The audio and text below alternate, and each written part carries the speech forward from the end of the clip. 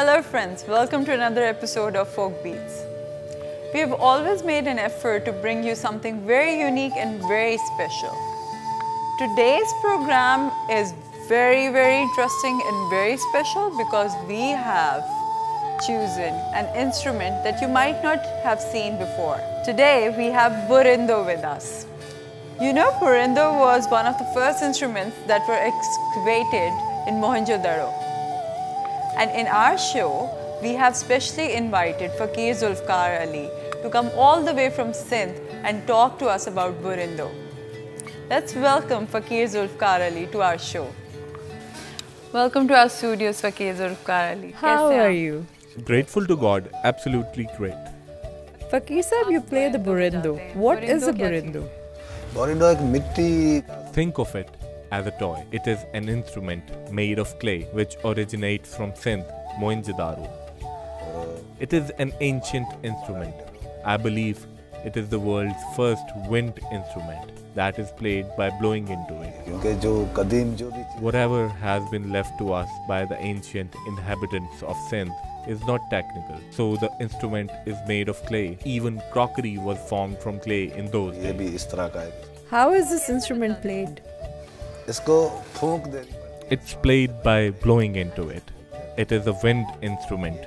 Notes are produced by blowing into the hole. से जो है ना वो सुर निकलते हैं How are notes produced? These just seem like holes to me. During the remote dates, there were just 2 or 3 notes. When my father, Ustad Peer Muhammad Khan, who had also received an honorary award in Pakistan, he used to play Burindo. उसके बाद हम अभी बजाते हैं तो ये Now I also play. Initially, only 2 or 3 notes were played.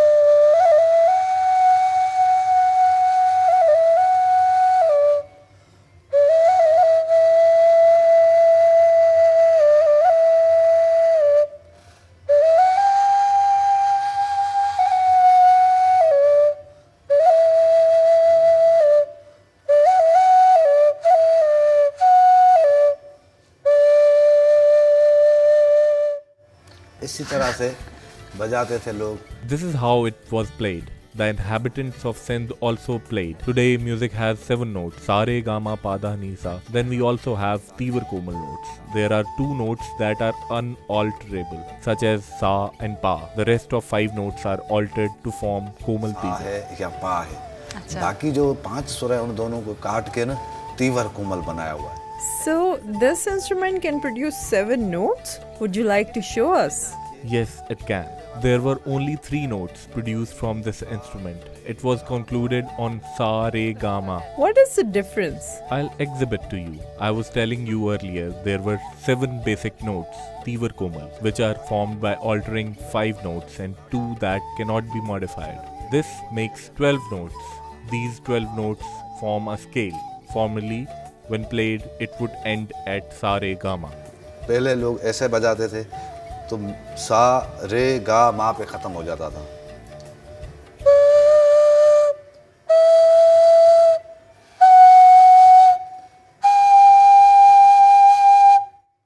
These were 3 notes.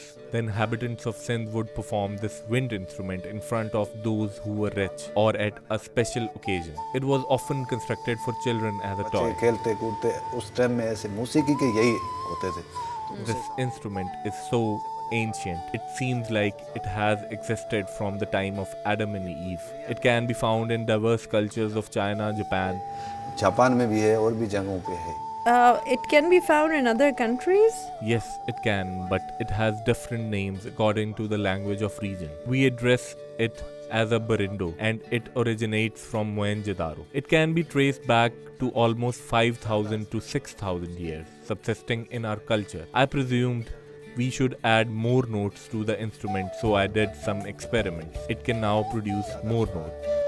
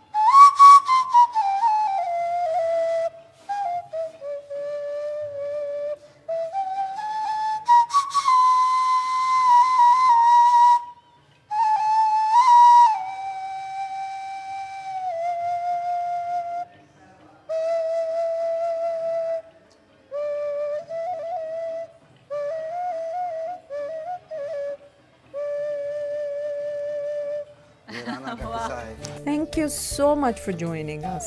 My pleasure. Thank you for having me. लोगों ने याद किया। बहुत Thank you, Allah.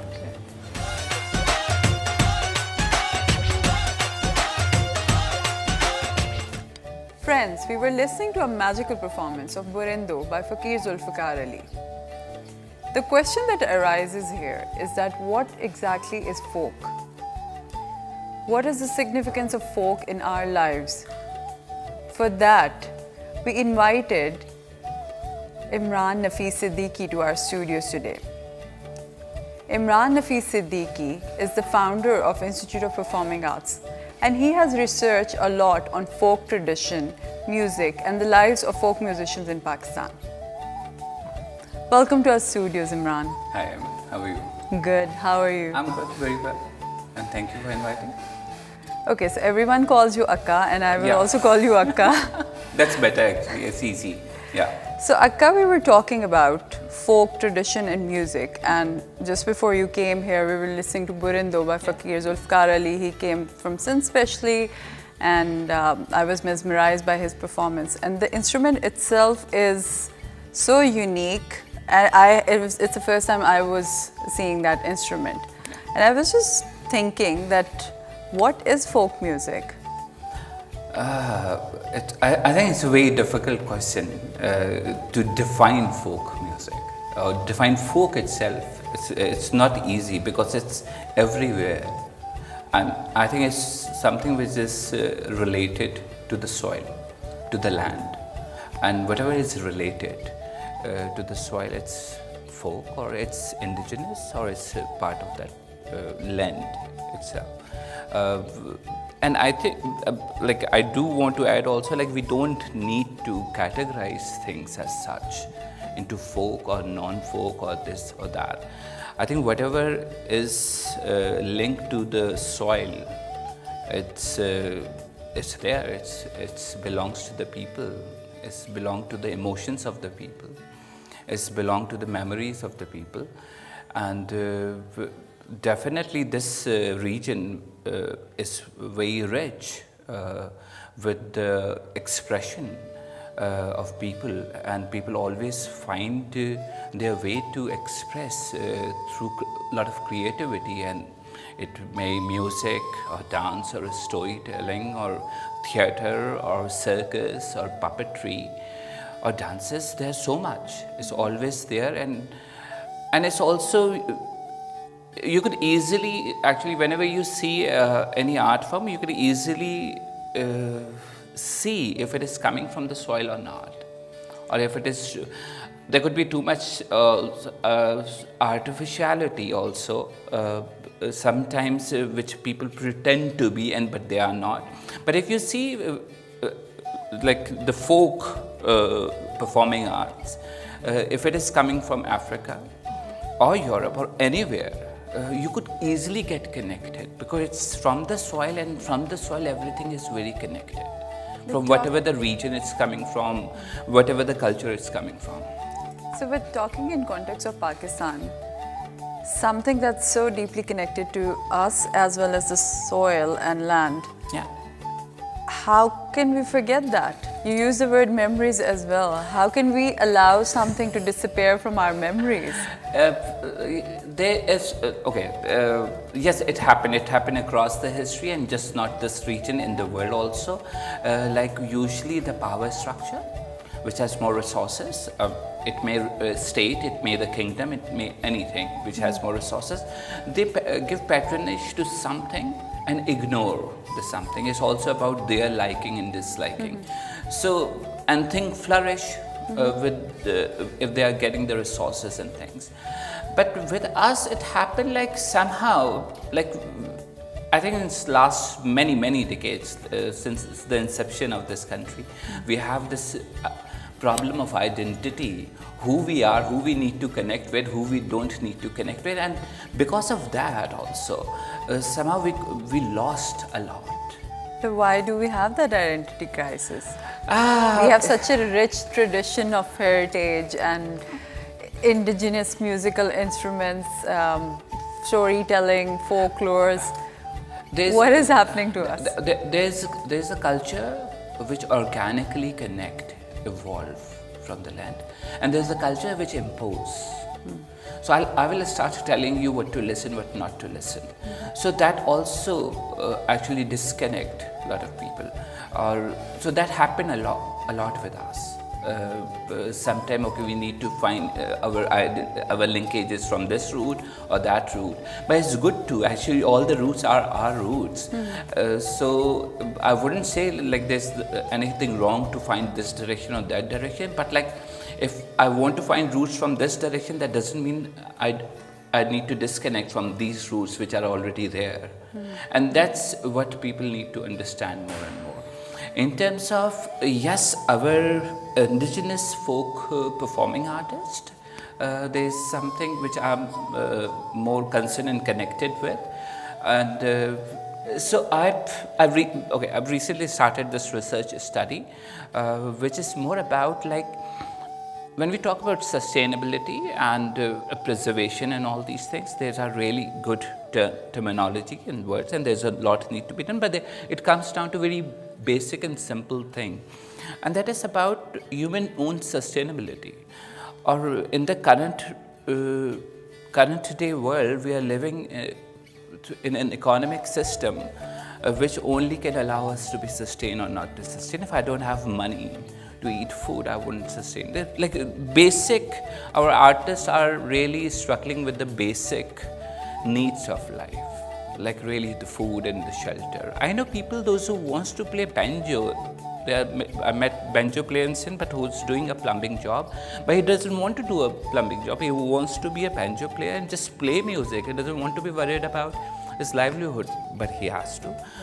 So there are a lot of people. There are a lot of our indigenous families of musicians. Those like they are not giving it to, they are not allowing their children to do the same because there is no livelihood attached to it. So if there is no livelihood attached to it, so how could we really imagine a sustenance or the preservation or the promotion of any art? What can we do to ensure that that artist is well fed? Because I think it's not just the economic reason. There are also social factors attached to it. Oh no, I would still say economic is social factors attached to it, like how this whole social fabrication is happening. But if somebody who is economically stable, financially stable, will keep on doing music. If someone is also have a financial better status in the society, would do any type of music more easily. But a poor artist, and then the social fabrication wouldn't allow them also. So that I think the financial aspect is definitely important, and for me it's I think we have great artists, great work, and I think the frequency is for me frequency is the solution. So each artist need to perform more and more and more. That's it, and that venues need to be established, and even like privately, independently, collectively, or at a state level, we need to keep on creating more venues for all these artists to keep performing. When they perform, the economy is attached with their performance, so this automatically will come. It's not like we are looking for one festival or two festivals to happen. We need more festivals, we need more concerts, we need regular. Like if I come to even Islamabad, I would know a place to go and watch a performance. But no, it wouldn't be any place here which could provide a daily performance. It's a capital city. Not even in Lahore, not even in Karachi. So like that's a very basic to ask. There are some melas that try to revive the indigenous forms of music, like Virsa has a Lok Mela. In Islamabad, another organization, Faces, is organizing music mela. In Sindh, we see Lahuti has been doing great work. Since last decade, 2 decades, yes, I think Lok Virsa Mela is happening, and it should. But these are the melas, these are the festivals which supposed to be for our time period. What I'm asking about regular. other than festival, at least every weekend, there are places where you can go and find a performance and publicly. Learn as well. Yes, all these are very much, and this, yes, the thing is that like most of our our urban and rural divide also, we need to bridge in between. I was actually, we met Tina at Virsa, and she was saying really interesting thing, like when our music, and she's doing a great project also to study the history and what happened to the music and musicians here. And she said like, like when our musicians, the urban musicians, started getting connected with the indigenous work, immediately people started like loving it. And that's, which is also a missing link. We need to connect actually between urban and rural. What about youngsters? They're very happy to learn guitar, but they don't make any effort to learn rubab or saroz or burindo. But I think it's very easy because like they have been exposed to guitar. They haven't been exposed to any of our own instrument. They won't play matka, okay, because they are not yet exposed to. You have an Institute of Performing Arts. Are you also teaching music there?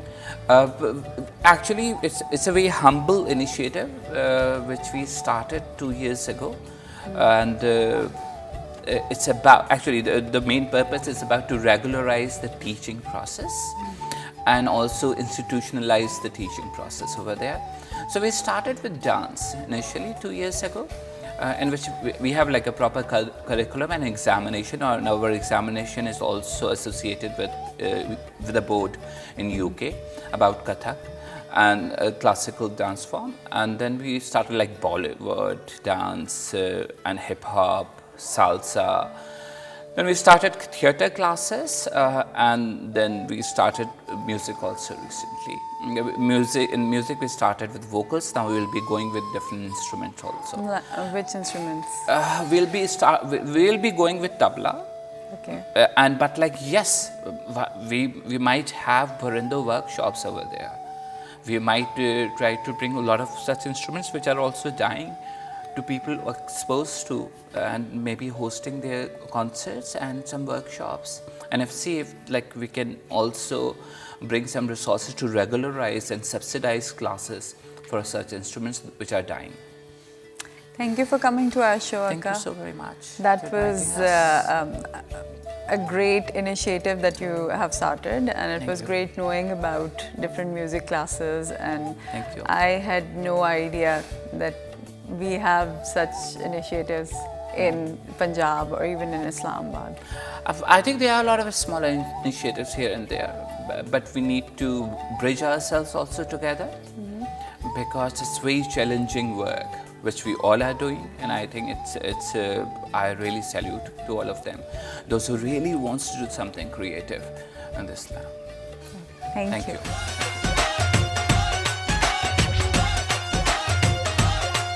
Our younger generation cannot get aware of indigenous forms of music and folk traditions unless they are exposed to it. There are a lot of organizations working on this aspect. One of them is FACE, working in Islamabad, who are trying to organize a lot of melas and making documentaries to expose younger generation to folk traditions and musicians. Today we invited the founder of FACE in our studios, Zeejah Fazli. Welcome to our studios. Thank you very much, Aimon. Thank you for having me. Zeejah, you have done great work on preservation of traditional music, especially folk music. Can you tell us about your work? Yeah, well, you've been presenting a lot of artists in the past, and previously, like pre-2014, we were presenting individual artists, but then we thought that it's so much of a work to present something. Why not create a platform in which we can present multiple artists? And so we came up with this idea of holding a festival here in Islamabad called the Music Mela. So the first festival was held in 2014. And so far, I mean, it's an annual festival that's going on, and this year also, inshallah, you'll see on the 21st and 22nd of April, we're holding it again, 2017. But then so far we have presented more than rather exactly 73 artists in that festival since 2014. But that is only on that platform. But if we talk about individually, we've presented, I think, more than 200 artists so far. Are they all folk musicians, or you're not also really. featuring classic music?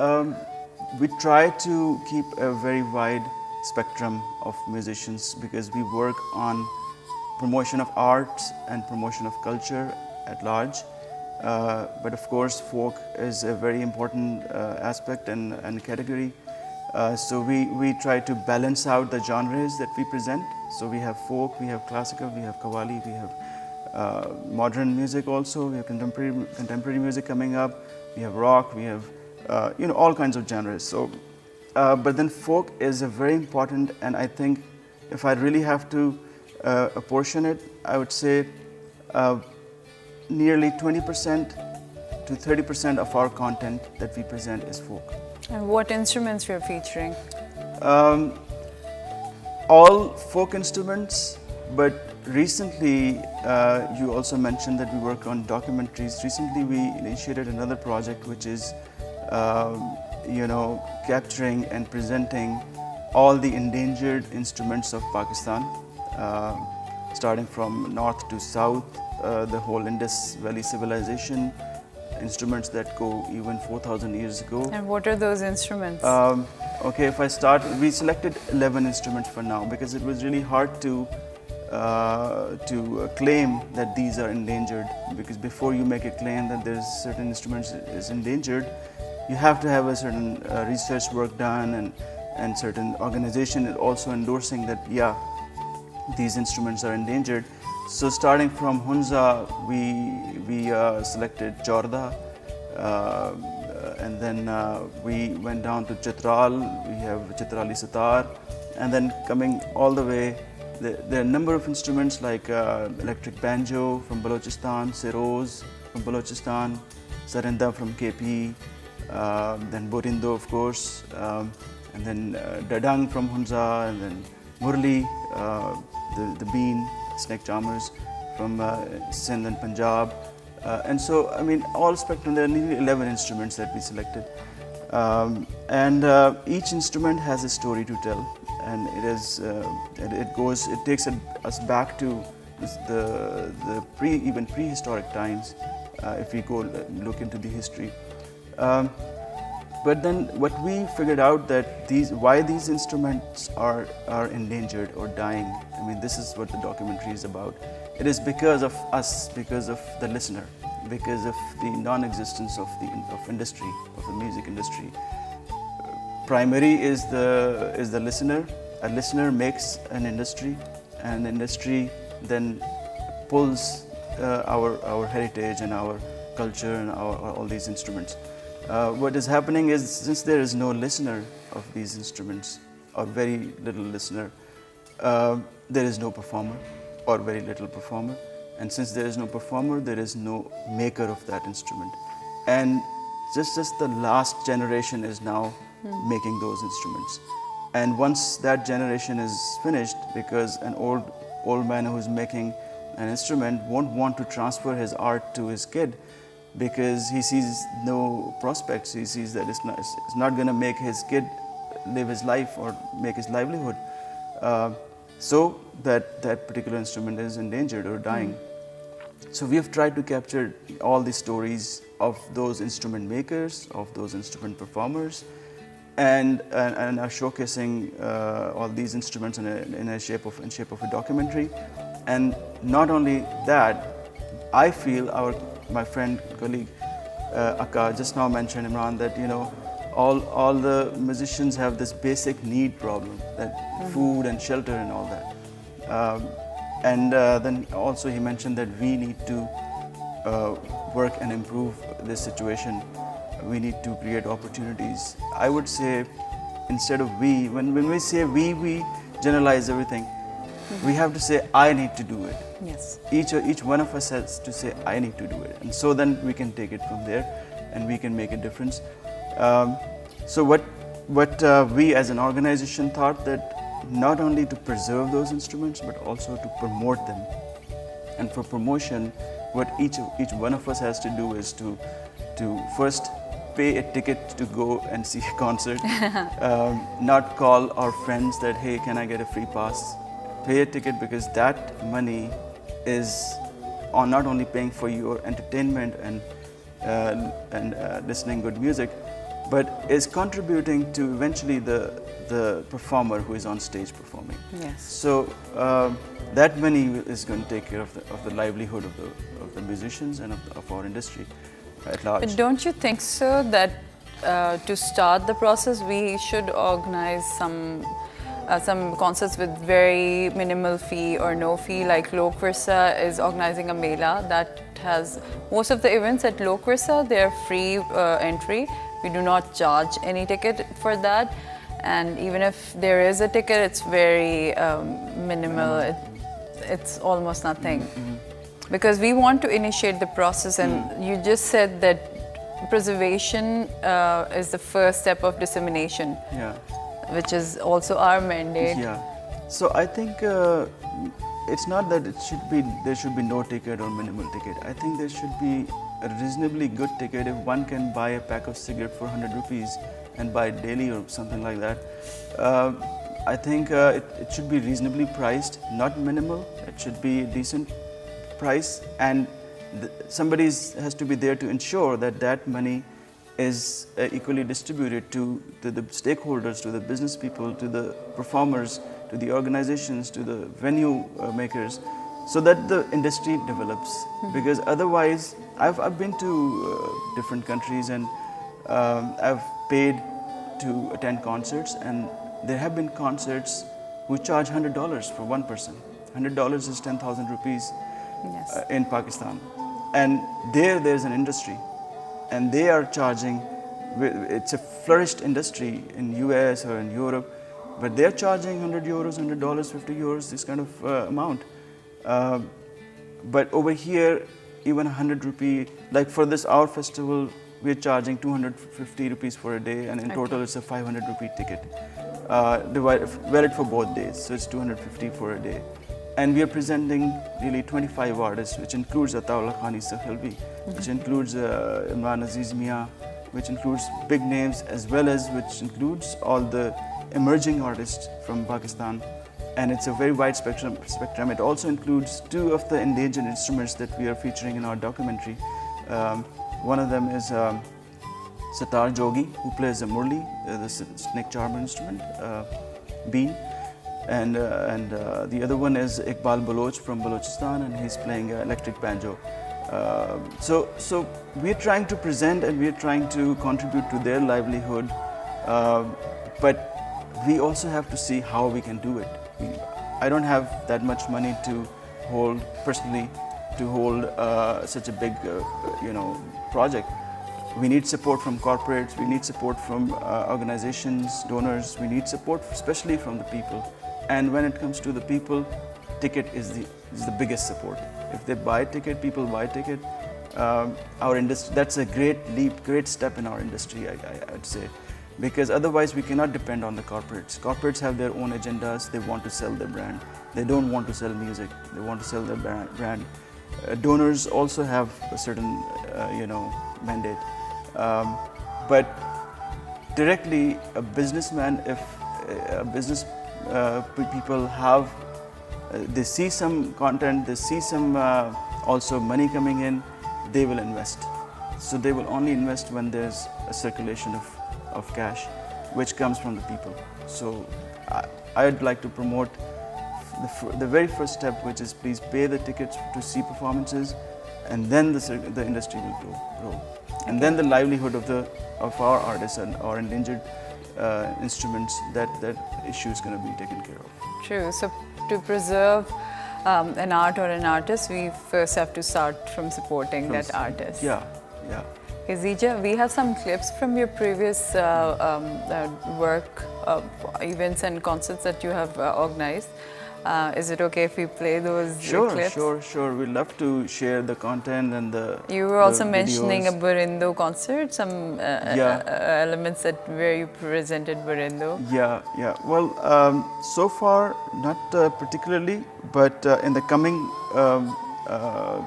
presentations that we will have will feature Borindo, but presently I don't think we have featured Seroz, and I said Murli and electric banjo, but particularly Borindo not yet. But as soon as we do, we'll definitely share that clip. Let's play a few clips that you have brought for us, and then we will come back and I want to talk more about your journey of discovery of folk tradition and folk music.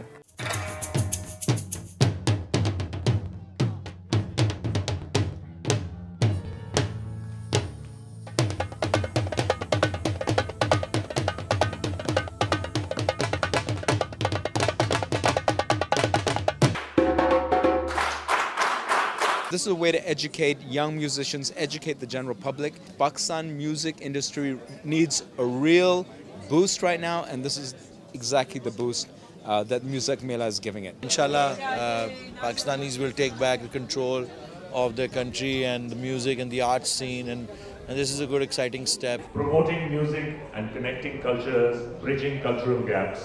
That's what this is about.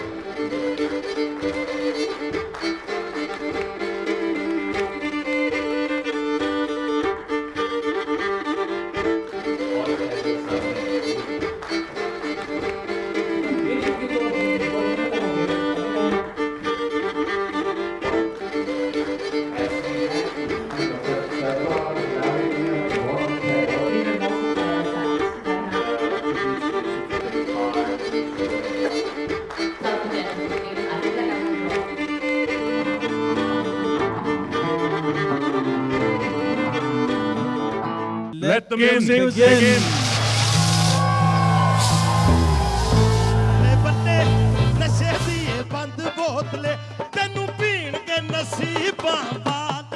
We have musicians coming down from all parts of Pakistan, and not only that, we have musicians coming from US and Poland, so it has become international.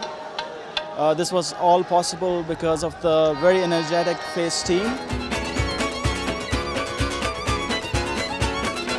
कई सालों पहले जब मैं कराची से इस्लामाबाद आया था तो मैं सोचता था कि यहाँ पे कैसे ज़िंदगी गुजरेगी, but now in the form of music Mela you see this is how we celebrate life.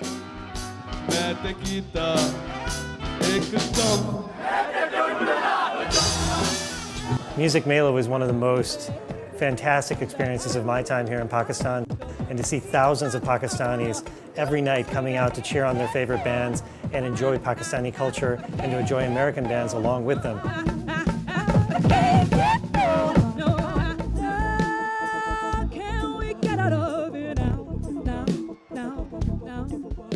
This is our first time playing this original music outside of the US, so it's really, really special that Pakistan and Music Mela are the first places that we're doing that.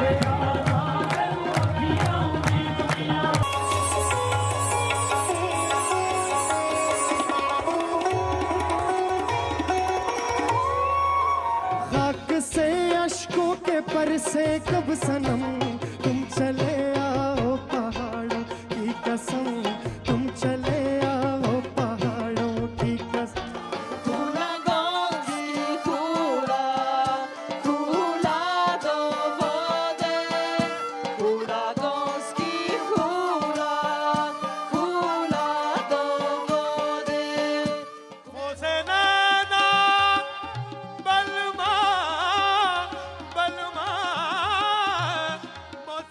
उस्ताद फतेह अली खान साहब face foundation की तरफ से हम उनको एक life time achievement award present करना चाहते हैं. I just feel greatly honored to be a part of this music mela organized by FACE. Okay, so that was great work that FACE has been doing. Let's get back to the documentary that you were talking about. You traveled all over Pakistan. Tell us about that travel and...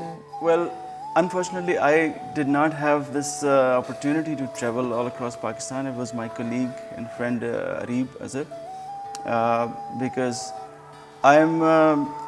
it always is a teamwork, and I feel my responsibility is more, being the founder of this organization, is more to make it sustainable and find opportunities and find resources to make things happen, which includes not only this documentary that we're going to talk about, but also our music festival. And also we do another project, we do another festival on films, it's called Face Film Festival. And then we do another project in which we take Pakistani, especially traditional artists from Pakistan to US, and there's a big festival in US called South by Southwest. And we present a Pakistan showcase over there. And so far we have presented 60 artists from Pakistan in that festival, which includes Maidhai also, which includes Mikal Hassan Band and Haroon and whatnot, lots of them. So coming back to the documentary, I did not travel because I was arranging for the resources and the management of the project, and then Areeb was actually traveling. He was the lucky guy who was traveling all across Pakistan, and my another partner organization, which is called Bipolar Films, Jawad Sharif is the founder of that organization. He's a filmmaker, so he was traveling along with Areeb and along with the crew also. So they started from Hunza and traveled all the way to Sindh, interior Sindh and Balochistan and everywhere. And we're meeting all these musicians and instrument makers and documenting them, making videos and also talking with them about their experiences and their problems. And so when they came back, of course, my job in this project is to look into the documentation, because we have to report to our supporters who are paying for this documentary. So I go through the documents, what they did, and see the clippings, what happened, how was the experience. So, but then Areeb would be the best person to tell the direct experience that he had. But we've been listening to great stories. I mean, how they found that how difficult it is for the musicians to survive, let alone when talk about the music to survive. Let's now get down to the roots, which is how difficult it is for a person to survive in those areas where they're living. They don't have food or shelter, and yet they are playing the instrument, yet they're making those instruments. And we as an organization feel that we have to present them to the world. Once the documentary is made, we'll present it to different festivals and make those people known, those instruments known in the industry, so that those experimental music which has been done all across the world, they might pick up that sound probably. That's our wish and the purpose, that they should pick up those instruments and those sounds and revive them and use them in the contemporary music that is going on. Just like Coke Studios now, they presented Sagar Veena by Ali Noor's in one of the Ali Noor's performance. That's also an instrument which is quite endangered. I understand the part where there is a huge need of supporting artists or families who are playing an instrument. But don't you think so we are putting too much burden on those families? What are our youngsters doing? Shouldn't people like you or me also start learning instruments like Chang or Barindo? Yeah, I do play an instrument. I play guitars, and learning an instrument is a lifelong experience because I'm sometimes a perfectionist. So if I have to do something, I would actually really get into it. Why didn't you choose a different instrument? Why guitar? I was not frankly exposed to these instruments. And it's not just you. A lot of youngsters these days, They prefer learning contemporary instruments and they do not focus on indigenous instruments. And also because you're so used to listening to those sounds, every time you turn on your radio or your CD or MP3 or whatever, you're used to listening to those sounds, and those sounds are coming from your favorite artist, like either Western or Eastern. So hence, what we're trying to do is let our favorite artists use those instruments or those sounds so that the general public gets accustomed or tuned to those tunes and those tonality. And then the youngsters will start listening to, because it's undiscoverable at the moment. The young youth cannot access this kind of treasure at the moment. We feel as an organization to make it accessible to the youth. That's our responsibility. And then youth has a very easy, you can say, mindset. They're very easy to harness.